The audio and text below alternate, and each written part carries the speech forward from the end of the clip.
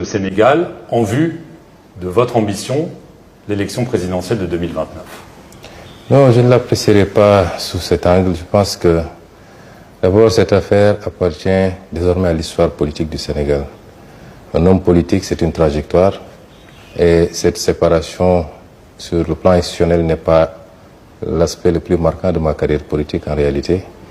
Et je pense qu'aujourd'hui, je dois remercier d'abord le peuple sénégalais d'avoir porté la confiance sur un candidat que moi-même j'ai désigné et ensuite d'avoir renouvelé cette confiance en nous donnant cette majorité écrasante à l'Assemblée nationale et par anticipation en me désignant à la tête de cette prestigieuse institution. Désormais, mes énergies vont être concentrées à donner à cette institution-là le rôle et la place qui est la sienne. Après, je pense que l'exécutif fera ce qu'il doit faire en vertu de ses pouvoirs constitutionnels.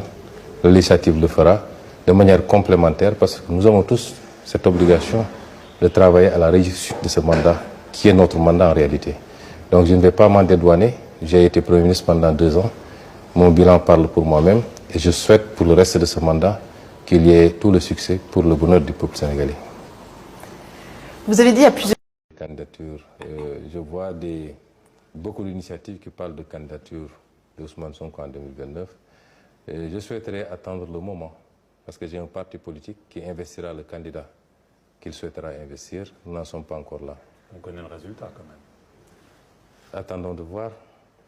Est-ce que vous pensez que le président va vouloir se représenter? Vous avez beaucoup échangé avec lui, même si ça a été sans doute un petit peu compliqué. Est-ce que vous pensez qu'il va y aller et est-ce que vous irez dans ce cas-là contre lui? Non, je ne m'occupe pas de la candidature du président. Je pense qu'il a son chemin à faire, j'ai le mien à faire. Je ne vais pas être là à épiloguer sur une probable candidature du président sortant, du président en exercice. Monsieur le Président, dernière question d'actualité. En 2002, le Sénégal battait la France en match d'ouverture de la Coupe du Monde. La France était tenante du titre à l'époque. Les deux nations vont se rencontrer à nouveau pour leur premier match de Coupe du Monde. Je vais évidemment vous demander votre pronostic pour ce match. Je pense que le Sénégal va gagner. Je le souhaite en tout cas comme tous les Sénégalais. Et dans tous les cas, ce n'est qu'un match de football. Mais pour avoir une lecture politique de ce match, quel que soit le vainqueur, c'est l'Afrique qui aura battu l'Afrique. Et ça me ramène à une des questions dans les relations entre la France et le... C'est pas une question, mais c'est une réflexion dans les relations entre la France et l'Afrique. Rien qu'à voir la configuration de l'équipe nationale française nous ramène à comprendre où se trouve le besoin en réalité. Et le message que je lance toujours aux Africains, c'est que si on sait connaître notre valeur et l'assumer, nous avons la ressource naturelle, nous avons la ressource humaine avec une démographie assez galopante, une population essentiellement jeune. Nous avons le positionnement. Si nous savons reconnaître notre propre valeur, je pense que l'échelle des besoins ne se situe pas là où on pense. Et ça ramènera le débat sur l'immigration, ça ramènera le débat sur tout un tas de problématiques qui peuvent exister entre l'Occident de manière générale et l'Afrique. Ousmane Sonko, merci. Je vous remercie. Vouloir faire croire que c'est une loi nouvelle, non. C'est les peines qui ont été corsées. La loi est là depuis l'époque du président Léopold Sédar Senghor, avec les mêmes incriminations de la pratique de l'homosexualité. Donc la loi, elle n'est pas venue avec nous. Elle est là. Ces arrestations, il y a eu des arrestations dans le passé, rappelez-vous. Dans le passé, il y a eu des arrestations et les arrestations ont démarré avant le vote du durcissement des peines pour l'homosexualité, rappelez-vous. Et c'est parti de 2 choses. Le phénomène, la pratique de l'homosexualité associée à la transmission volontaire du VIH. La presse occidentale semble vouloir occulter ce deuxième aspect. Ce deuxième aspect qui est extrêmement important, la transmission volontaire du VIH. Donc, le Sénégal est un pays souverain. Il n'a pas à se justifier des lois qu'il prend, ni devant l'Occident, ni devant personne. La France a pris des lois que le Comité des droits de l'homme des Nations Unies a considérées comme étant attentatoires aux droits humains, notamment sur le hijab, sur les mineurs. Vous ne nous avez pas entendu nous prononcer, ni notre presse. Nous attendons la même courtoisie, le même respect de la France et de l'Occident. Nous sommes dans un pays qui a ses croyances religieuses, ses convictions culturelles, qui est un pays souverain, qui légifère souverainement sur ce qu'elle considère être rejeté par sa société.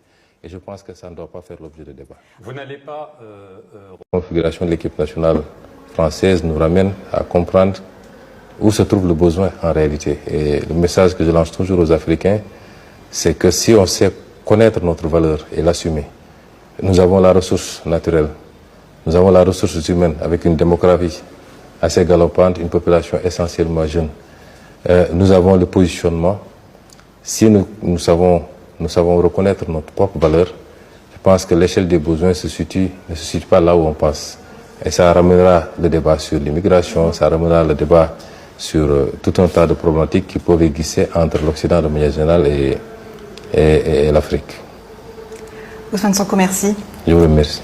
Merci d'avoir suivi cet entretien sur nos 2 antennes de Radio France Internationale et France 24. wax nag waa Sénégal ñun dañoo bëgg ñu wane ni bëgg nañ suñu bopp parce que bu leen leeree ni këpp alal gi nekk ci réew mi buñ ko xayma woon yëpp ay milliers de milliards la loolu rek mënoon na régler xëyu ndaw gi loolu rek mënoon na régler paj mi loolu rek mënoon na régler mbayu ndëkk bi loolu rek mënoon na régler tali yi ndox mi courant bi loolu rek mënoon na régler lépp loo xam ne ñu ngi koy jooytu fii la ñuy këpp mu waroon dem ci lii ñu jaarale ko feneen ay nit yor ci ay milliards denc seen xaalis ci ay banque fële ci réew tugal yi tabax seeni immeuble biir Sénégal ci alal goo xam ne alalu mbooloo la buñ ko réglé woon rek tey kenn dootul toog di jooytu yenn yi waaye askan wi moo mën a réglé loolu boppam moo tax ñu wax ni askan gi la gën a saytu alalam moo la ëpp développement mbokk yi tubaab yi dañoo ñu raw fuuf ci bépp fànn nag su dee ci mbirum àdduna waaye gis ngeen ni barki démb rek kenn ci député européen yi dafa dem Qatar ñu may ko fa xaalis gu dul jeex du xaalisu Europe de du xaalisu réewam du xaalisu continent am dafa dem feneen ñoo ñu may ko xaalis waaye tey biñ ko découvrir ma nga ca kaso ba moom ak ñi mu àndaloon yépp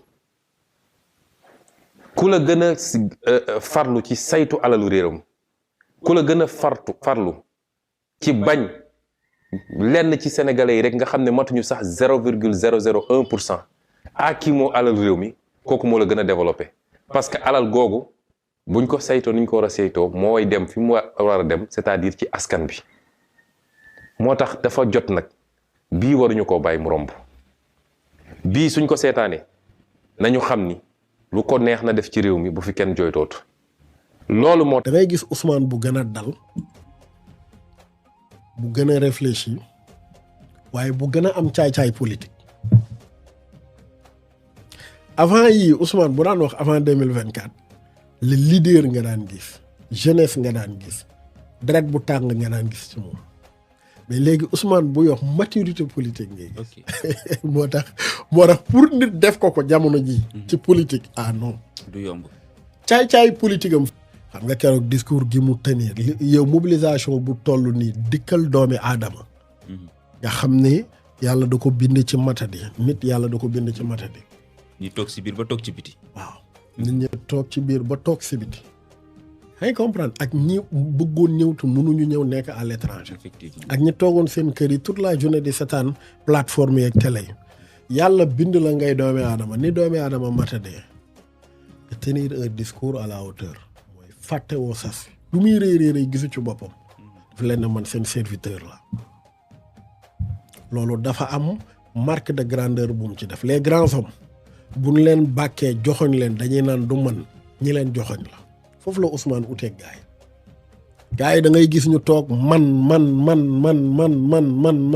ba man gi soof nit ñi waaye Ousmane bu ko militants yi joxoñee na ko yow gi bëri day ëlbati na leen yéen la donc gis nga ne l'homme est à la hauteur des attentes discours am dafa nekk à la hauteur ci li nga xam ne mooy mobilisation bi ak capital sympathie bi nekk ci moom mu fàttaliwaat lan mooy passif tenir un discours boo xam ne mën nga ne discours bu historique la ci anam yëpp yoo ko jël ci volet yi nga xam ne yëpp ñëw na ci discours am waaye fàttali waa passif li ñu doon ki ñu doon tey ak fi ñu jugee ak fi ñu war a dem loolu lépp mën naa ko tënk ci benn baat maturité politique Moustapha Ousmane moom ñor na politique. loolu ñor na moo waral mu ne leen saboté ñuy saboté sax président beeg yooyu. macha allah gis nga nañ ko bàyyi. gis nga Ousmane Sonko apogée wu Pastef bii. parce que man noonu laa koy tuddee dama jàpp ne Pastef dafa nekk ci digg apogée wu jamono ji dafa tolloog Ousmane Sonko nekk ci digg maturité politique am boo xoolee keroog bi mu ñëwee assemblée discours boobu mu tenir discours bu ñuy jàngalee ji la ëllëg keroog conférence de presse ba même chose moom la indiwaat keroog ci congrès bi da ngay gis Ousmane bu gën a dal bu gën a réfléchir waaye bu gën a am caay-caay politique avant yii Ousmane bu daan wax avant 2024 le leader nga daan gis jeunesse nga daan gis deret bu tàng nga daan gis ci moom mais léegi Ousmane bu yox maturité politique ngay gis moo tax pour nit def ko jamono ji ci politique non du yomb caay-caay politique am fi mu toll gisuma leader buy dox nii bu ko jegee waxuma la bu tolloog moom bu ko jegee ci caay-caay politique mu boole ci capacité de mobilisation bu kenn amul ci réew mi waaye kooku kan moo ko